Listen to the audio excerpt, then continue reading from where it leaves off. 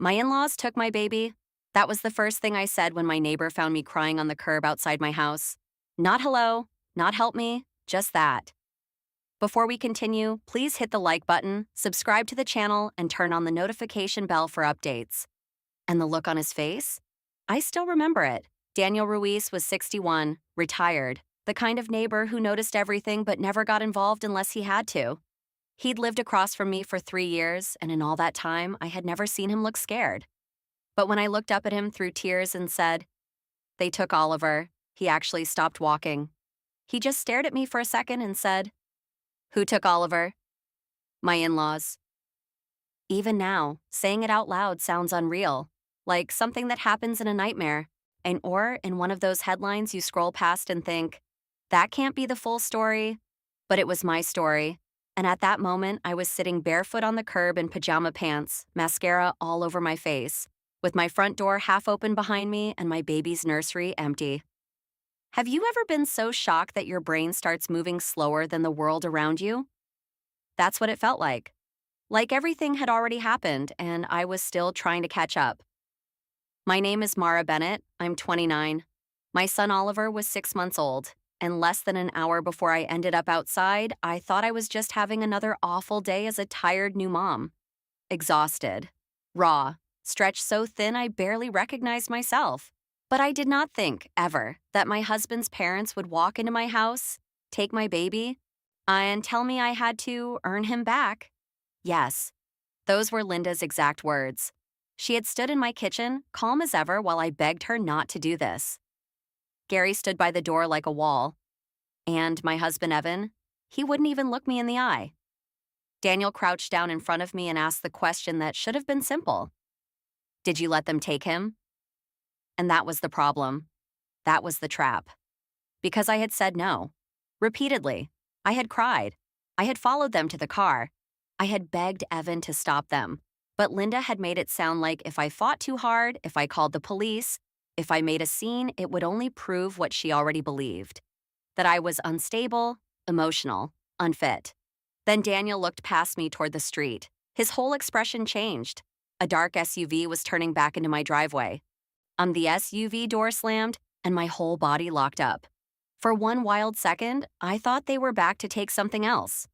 Oliver's swing, his formula, the last pieces of proof that he had even been there. That's how scared I was by then. Not just scared they had taken my baby, but scared they had decided I no longer counted. Daniel stepped in front of me without saying a word. That's when the driver's door opened and my younger sister, Tessa Cole, jumped out and ran toward me. "Mara!" I don't think I even stood up. I think I just folded into her. 1 second I was on the curb shaking so hard my teeth hurt, and the next I was gripping her sweatshirt like I was drowning. Tessa was 26, loud, practical, impossible to intimidate, and the exact opposite of me in moments like that. Where I froze, she moved. Where I second-guessed, and she sharpened. She pulled back, looked at my face, then at the open front door behind me. "Where's Oliver?" I tried to answer, but the words came out broken. "They took him." "Who?" "Evan's parents." She blinked once. "What do you mean they took him?" And that was the question, wasn't it? Because how do you explain something that should never happen in the first place? How do you explain that your in-laws had spent months acting like they were helping, while quietly making you feel smaller, weaker, more uncertain, until the day they decided they had the right to remove your child from your arms? Inside the house, everything still looked normal. That was the sick part. Oliver's blanket was still draped over the couch. One tiny sock was near the coffee table. His bottle brush was drying by the sink. But the silence was all wrong. And there should have been cooing. Fussing. The soft electronic hum of the baby monitor. Instead, there was just the sound of Tessa opening cabinets, checking rooms, moving too fast because she couldn't accept what I had just said. She found the note on the kitchen counter. Her face changed as she read it. It wasn't handwritten like something loving or emotional.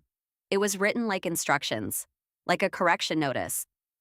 A list of things I needed to do before I could rebuild trust, rest properly, regulate my emotions, clean the home environment, follow the feeding routine Linda had recommended, and stop creating distress around the baby. At the bottom, One sentence was underlined. We will return Oliver when stability has been restored. Tessa looked up slowly. They actually left this? I nodded. She put it down very carefully, all like it might contaminate her. Now the story had to come out, and once I started, I couldn't stop. I told her what the last 6 months had really been like. How after Oliver was born, nothing felt simple anymore. I loved my son instantly, fiercely, completely, but I was exhausted in a way I had never known a person could be. I wasn't sleeping. I was crying more than I wanted to admit. I felt guilty all the time. For being tired. For asking for help. For not being happy every second. And instead of support, I got observation. Linda Bennett, 58, was a retired nurse, which in her mind made her the final authority on all things baby-related. She corrected everything. The way I mixed formula. The way I held Oliver after feeding. The number of layers he wore. The time he napped. If he cried, and she looked at me like I had failed some silent test. And she had this habit that got under my skin from the start. She called him my baby. At first, I laughed it off. Then she kept doing it. Then it stopped feeling like a joke. Gary, 60, was quieter. Somehow that made him worse. He never yelled, never insulted me directly. He just stood beside Linda and nodded, like every outrageous thing she said was common sense. And Evan, my husband, 32, started agreeing with them more and more after Oliver was born. He came home late, slept in the guest room so he could function at work. And every time I told him his mother was crossing lines, he made me feel ridiculous. She's just trying to help, Mara. You're taking it too personally. You've been emotional lately. That word, emotional, it became a weapon in our house. Do you see how that happens? Not all at once. Not in one huge dramatic moment. It happens one correction at a time. One dismissive comment at a time. One person telling you that your instincts are wrong until you start doubting what you know to be true. A few days before everything happened, I woke up from the first nap I'd managed in nearly 2 days and found Linda standing in Oliver's nursery. She was rocking him gently and whispering, "Grandma knows what you need. Grandma's got you." I stood in the doorway and felt cold all over. When I told Evan that night it made me uncomfortable, he didn't defend me. He sighed, like I was another task he didn't want to deal with. She was calming him down, he said. Not everything is about you. Not everything is about you. I should have heard the warning in that. I should have realized that in their minds, I was already being moved out of the center of my own child's life. Tessa listened to all of this without interrupting, not once. And when I finally stopped talking, she asked the one question I had been too panicked to fully ask myself. Mara, did you tell them they could take him? No. You said no? Yes. Out loud? Yes. The answer came out sharper than I meant it to, because that was the part eating me alive. I had said no. I had cried and begged and followed them to the door. But Linda kept using this calm, poisonous voice, saying things like, "This is exactly the behavior I'm talking about," and "You need to think about what's best for Oliver." Then Tessa's eyes narrowed. "Then this isn't family drama," she said. "This is something else." I wiped my face. By trying to breathe, trying to think. And that was when something hit me so suddenly I almost felt sick. "Wait," I whispered. Tessa turned. "What?" I stared at the half-open kitchen drawer by the fridge. The folder. What folder? Oliver's documents? His birth certificate? His insurance papers? My voice dropped to almost nothing. Linda took that too. "Call the police." Tessa said it immediately. No hesitation, no softness, no room to argue. And somehow that scared me almost as much as what had already happened, because Linda's voice was still in my head. "Be careful, Mara. If you involve authorities in this state, they'll start asking questions you may not like the answers to." That was how she talked. Calm, clinical, like she wasn't threatening me at all, like she was protecting me from myself. And standing there in my own kitchen with that note still on the counter and Oliver's things missing from every room, I hated that part of me still wondered if she was right. Do you see how twisted that is? Someone takes your baby and you still feel like the one who's about to get in trouble? Tessa already had her phone out. I grabbed her wrist. Wait, she turned to me stunned. Wait for what? She said if I called anyone, they'd use it against me. Who is they? Evan, Linda, maybe all of them. Tessa stared at me for a long second, and I could see her realizing just how deep this had gotten. This wasn't just a bad marriage. This wasn't just an overbearing mother-in-law. This was months of pressure, criticism, and emotional cornering, all collapsing into one moment where I no longer trusted my own right to say, "And that's my child. Bring him back." What exactly did she say? Tessa asked. I sat down at the kitchen table because my knees felt weak. Daniel stayed near the doorway, quiet but alert, like he had decided he wasn't leaving until this was over. And I told them. I told them how Linda had arrived that afternoon with Gary and Evan, how no one had called ahead, how Linda took one look at me crying in the living room and said, "This cannot continue." How Gary stood by the front door with his arms crossed while Evan paced, avoiding my eyes. How Linda said I was sleep-deprived, emotionally volatile, and creating an unsafe environment for Oliver. Unsafe. That word made me sick. I told them how I begged Evan to tell her to leave. How I said I was tired, not dangerous. That I needed support, not this. And Linda just kept moving, calm as ever, and gathering diapers, bottles, formula, Oliver's sleep sack. She even took his favorite stuffed rabbit, like she had done this in her head 10 times before she ever walked into my house. "And Evan?" Tessa asked. I laughed once. It sounded horrible. He said maybe a few days apart would help. Tessa's expression hardened so fast it almost scared me. "A few days apart from your baby?" I nodded. Then I told her the part I had not fully said out loud yet. The ugliest part. The part that made everything click into something deliberate. Linda had leaned close to me while Gary carried the diaper bag outside and said, "You need to think very carefully before you escalate this. You've been crying for days. You're not sleeping. You can barely keep the house together. If police or child services see this the wrong way, you may not get the outcome you want. Not we'll call someone, not you need medical help. Just enough words to make me imagine the worst possible consequence and silence myself." Tessa pulled her phone back out. "That's coercion," she said. "That's intimidation, and I'm done listening to this." I still hesitated. That's the part people don't understand unless they've lived inside this kind of pressure. I wasn't protecting them. I was trying to protect Oliver from things getting even worse.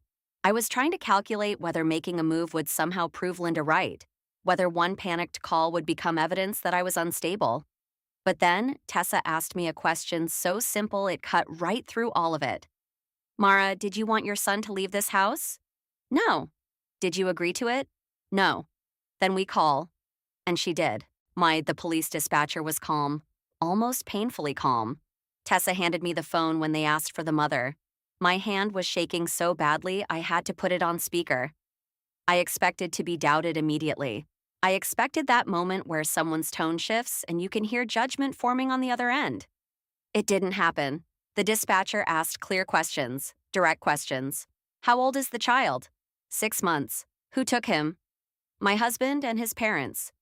"Did you consent?" "No." "Do they have any court order, guardianship paperwork, or emergency authorization?" "No."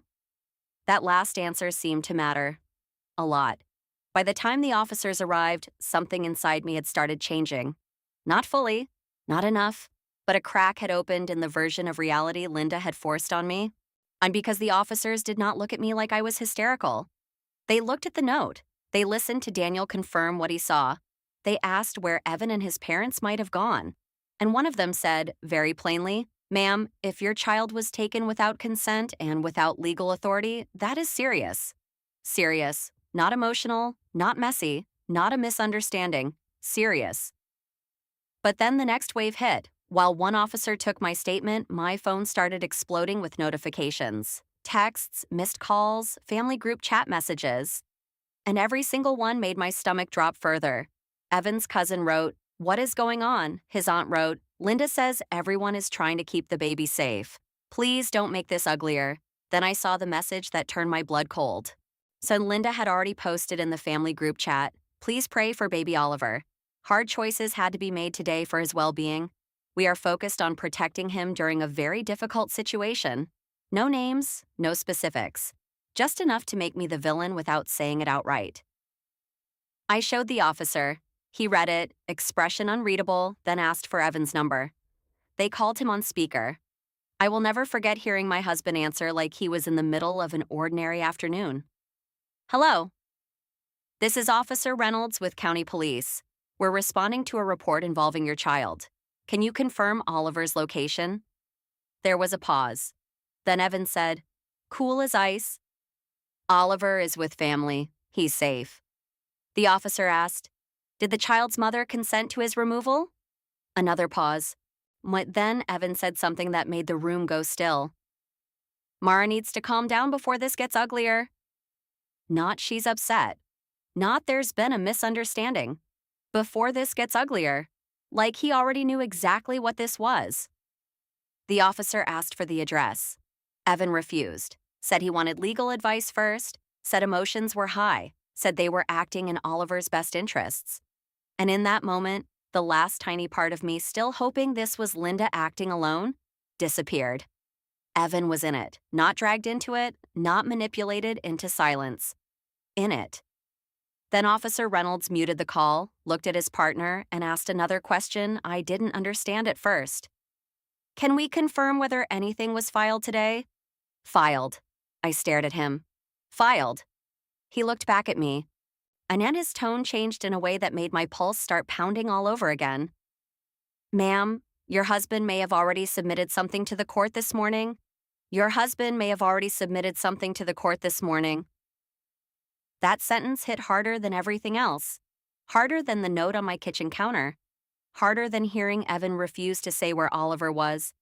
Harder than realizing Linda had already started turning the family against me before I had even stood up from the curb.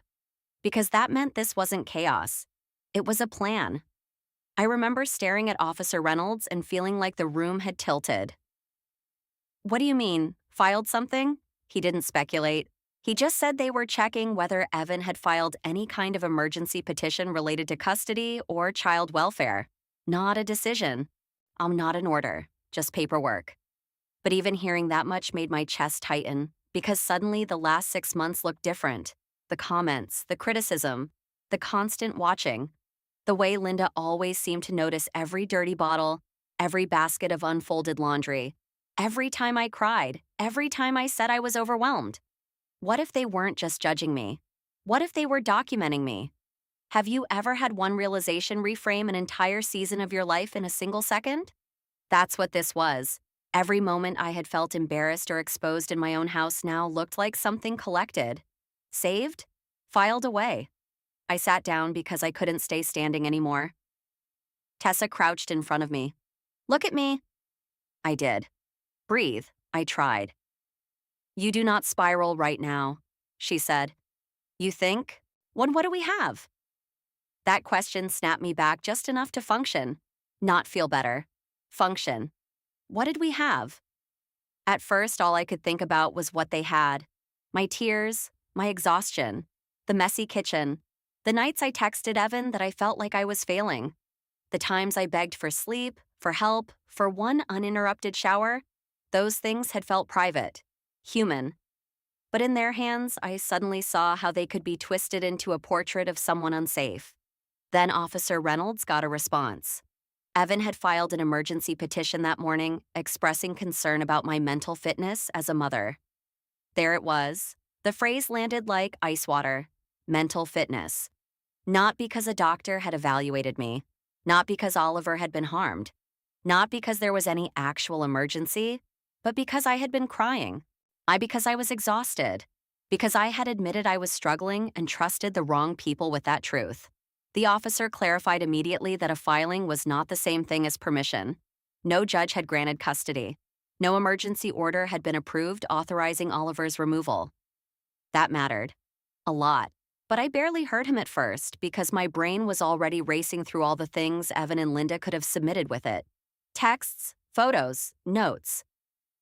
Tessa asked the question out loud. What did he include? The answer came in pieces. Screenshots of late-night messages where I told Evan I wasn't sleeping and felt like I was falling apart.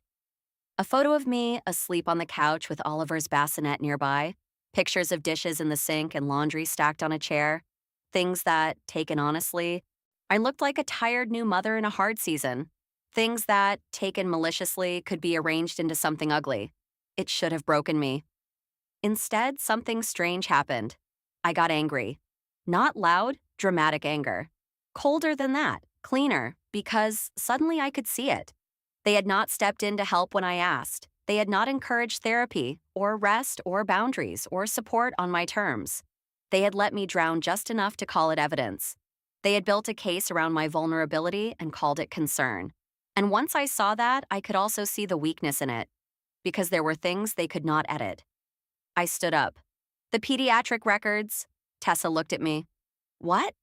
Oliver's checkups. He's healthy. He's gaining weight. He's up to date on everything. Good, she said immediately. What else? My texts. Which ones? The ones where I asked Evan for counseling, the ones where I asked him to come home earlier, the ones where I said I needed sleep, not criticism. Now she was nodding fast. Yes, keep going. I grabbed my phone and started pulling them up. There they were, weeks of messages. Me saying I was overwhelmed. Me asking for help. Me asking him to talk to his mother. Me saying his family was making things worse. And Evan, again and again, minimizing, dismissing, redirecting. Then I remembered something else. The doorbell camera. Tessa's head snapped up. You have footage? I swallowed. Maybe. Maybe was enough. We pulled up the app. My fingers were shaking so badly I nearly dropped the phone, but finally the video loaded. There was the front porch. There was Linda carrying the diaper bag. And Gary behind her, Evan near the car, and there I was, following them barefoot, crying, reaching for the bag, and saying the words clearly enough that even I felt sick hearing them back. Please don't take my son. Not maybe. Not sort of. Clear. Then another voice came from behind us. Daniel. I may have something too. We both turned. He told us his security camera covered part of the driveway and the front of my porch. He had installed it after a package theft the year before. He hadn't checked it yet, but if the angle was right, it might show even more of what happened outside after they loaded Oliver into the SUV. That was the first moment all evening when hope entered the room. Small, fragile, but real. Officer Reynolds asked Daniel to preserve the footage and send it over. Then his partner started working to confirm the location of Evan's phone. Tessa stayed beside me, collecting every document we could think of. Pediatric portal screenshots, appointment summaries, photos of Oliver's nursery. Even the note Linda left, sealed in a plastic sleeve the officers provided so it could be documented properly. Every minute mattered, and every minute felt impossible. Then they traced Evan's location. Linda and Gary's house. 20 minutes away. My whole body surged forward. I'm going. The officer stopped me gently but firmly. No, let us make contact first. I wanted to scream. 20 minutes. My baby was 20 minutes away and I was being told to stay put. So I sat in Tessa's car instead because I couldn't bear the stillness of the house anymore. We parked at the curb with the engine running, and porch light glowing behind us, Daniel pacing slowly near his mailbox like he was standing guard. And that waiting was its own kind of torture. Because when there's nothing left to do, your mind starts replaying everything. Not just the big moment, all of it. Linda calling Oliver, my baby. Evan casually asking a few weeks earlier whether postpartum depression ever made mothers detach. Gary suggesting I might need to stay with my sister for a little reset. Linda offering to keep copies of Oliver's documents, just in case. At the time, each thing had felt weird. Off, but survivable. Now it all snapped together into one picture. They weren't reacting to a crisis. They were preparing for one they intended to define. My phone sat in my lap like something alive. Every vibration made my heart jump. 10 minutes, 15, 9:22. Then finally it rang. Officer Reynolds. I answered so fast I nearly fumbled it. Hello? His voice was controlled. Too controlled, the kind of voice that gives you nothing. Ms. Bennett, we located your son. I stopped breathing. Is he okay? A pause. Yes, he said. He appears to be physically okay. I pressed my hand over my mouth. Tessa grabbed my arm, but the officer wasn't done. There was an argument at the residence when we began asking questions, he said. And your mother-in-law is making a very serious claim about why she took him. My throat tightened. What claim? Another pause. Then he said, You need to come here now.